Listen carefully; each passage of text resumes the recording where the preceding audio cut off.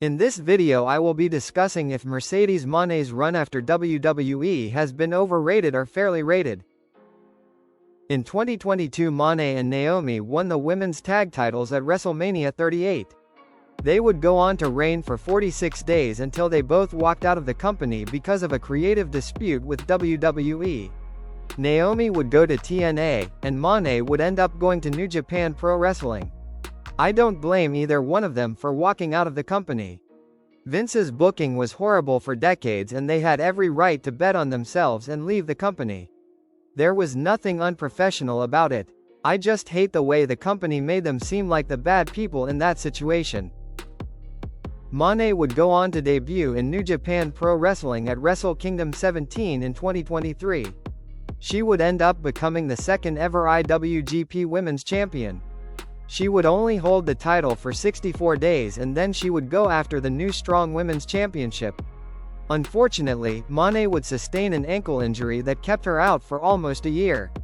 To be honest, I didn't think her Japan run was that good. Her matches weren't great and it took her a while to adjust to a different style. Mone would go on to sign with AEW, and win the TBS Championship in her debut match.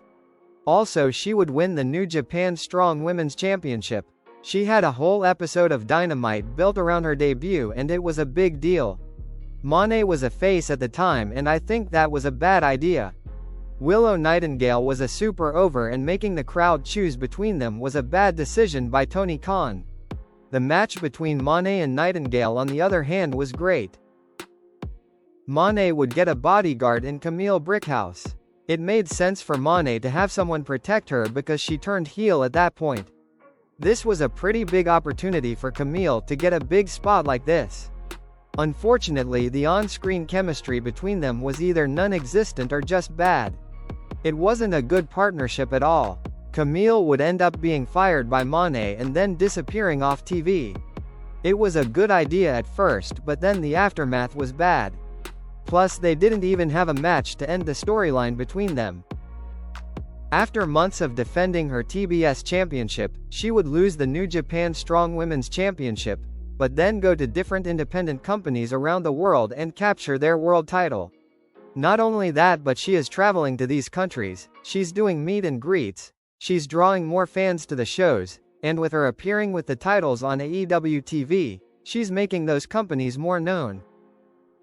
There's been a lot of people saying right now that Mone is just taking these titles for no reason, she's booking herself, she's not putting other people over, etc.